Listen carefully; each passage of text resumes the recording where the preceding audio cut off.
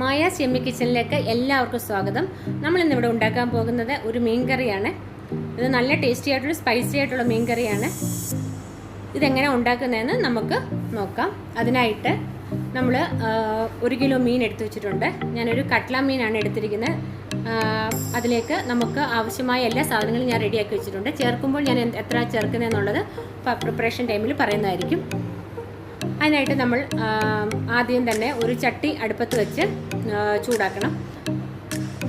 ചട്ടി അടുപ്പത്ത് വെച്ച് അത് ചൂടായി വരുമ്പോൾ അതിനകത്തേക്ക് നമ്മൾ കുറച്ച് വെളിച്ചെണ്ണ ഒഴിച്ചു കൊടുക്കുക. ഞാൻ 2 സ്പൂൺ വെളിച്ചെണ്ണ ഒഴിച്ചു കൊടുക്കുന്നുണ്ട്. വെളിച്ചെണ്ണ ഒഴിച്ചു കൊടുത്ത് അതിലേക്ക് നമ്മൾ കുറച്ച് ഉലുവ ഇട്ട് കൊടുക്കുകയാണ്. ഉലുവ ഒന്ന് ചൂടായി വരണം. ഉലുവ ഒന്ന് ചൂടായി വരുമ്പോൾ അടുത്ത സ്റ്റെപ്പ്. അപ്പം ആദ്യത്തെ സ്റ്റെപ്പ് ഉലുവ ഒന്ന് ചൂടായി വരിക.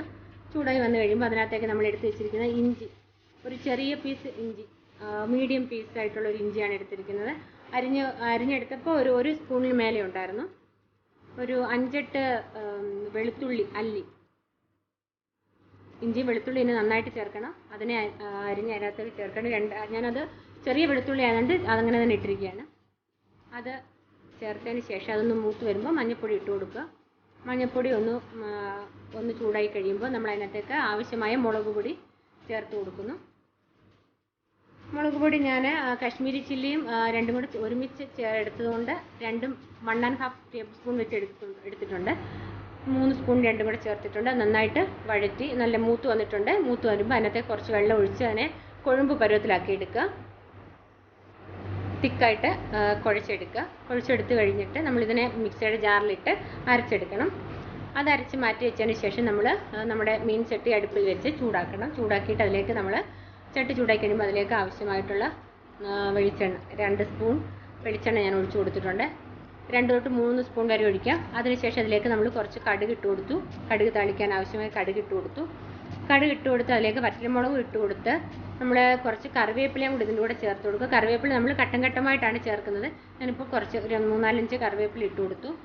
കറിവേപ്പില ഇട്ട് കൊടുത്തിട്ട് അതിനകത്തേക്ക് നമ്മൾ കുറച്ച് കൊച്ചുള്ളി ചേർത്ത് വഴറ്റുക. നമുക്ക് ആദ്യത്തെ പേസ്റ്റ് റെഡിയാക്കുമ്പോൾ അതിൻ്റെ കൂടെ വഴറ്റി കൊച്ചുള്ളി അരയ്ക്കാവുന്നതാണ്. ഞാനിപ്പം അല്ലാതാണ് കടുക് വറുക്കുന്നതിൻ്റെ കൂടെയാണ് ഇട്ടത്. അതിനോടൊപ്പം തന്നെ ഞാനൊരു 5-6 പച്ചമുളക് 4ആയിട്ട് കീറി എടുത്തിട്ടുണ്ട്. എരിയില്ലാത്തതുകൊണ്ടാണ് ഞാൻ ഇത്രയും ചേർക്കുന്നത്. അത് ചേർത്ത് നന്നായിട്ട് വഴറ്റുക. നന്നായിട്ട് വഴറ്റിയതിന് ശേഷം എരിവുള്ള പച്ചമുളക് ആണെങ്കിൽ മുളക് പൊടി വളരെ കുറച്ചെടുക്കുക. അപ്പോൾ അതിൻ്റെ 2ൻ്റെ റേഷ്യോ നോക്കി വേണം എടുക്കാൻ, എരിവ് അനുസരിച്ചിട്ട്.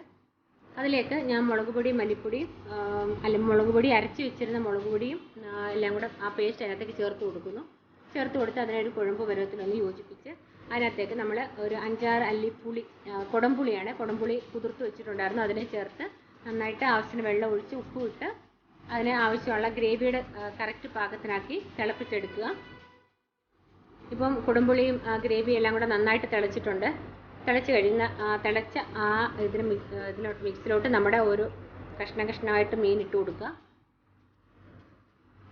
മീൻ ഇട്ട് കൊടുത്തതിന് ശേഷം നമ്മളതിനെ നന്നായിട്ട് ഇളക്കി എല്ലായിടത്തും ആകത്തക്ക പോലെ മിക്സ് ചെയ്ത് അതിനെ നമ്മൾ അടച്ച് വെക്കേണ്ടതാണ്. അപ്പോൾ ഇതിലേക്ക് ഞാൻ കുറച്ചും കൂടെ കറിവേപ്പില ഇതിൻ്റെ മേളിൽ തൂക്കി കൊടുക്കുന്നുണ്ട്. ഇപ്പോൾ കറിവേപ്പിലയും തൂക്കിയതിന് ശേഷം നമ്മൾ ഇപ്പം അതിനെ അടച്ച് വെച്ച് നന്നായിട്ട് കഷ്ണത്തിലൊന്ന് പിടിച്ച് ഒരു 10 മിനിറ്റ്, ഒരു 5 തൊട്ട് 8 മിനിറ്റ് വരെ അത് നന്നായിട്ട് തിളയ്ക്കാൻ സമയമെടുക്കും. തിളച്ച് കഷ്ണത്തിലൊന്ന് പിടിക്കാൻ കുറച്ചും കൂടെ കറിവേപ്പില ഉണ്ടെങ്കിൽ ഇട്ട് കൊടുത്ത് നമ്മളതിനെ ഇളക്കി നോക്കി വാങ്ങുന്നതിന് മുമ്പായിട്ട് നമ്മൾ കുറച്ച് 1 നുള്ള് 2 നുള്ള് ഉലുവ പൊടിച്ചത്, വറുത്ത് പൊടിച്ചതും കൂടെ ചേർത്ത് കൊടുക്കുക.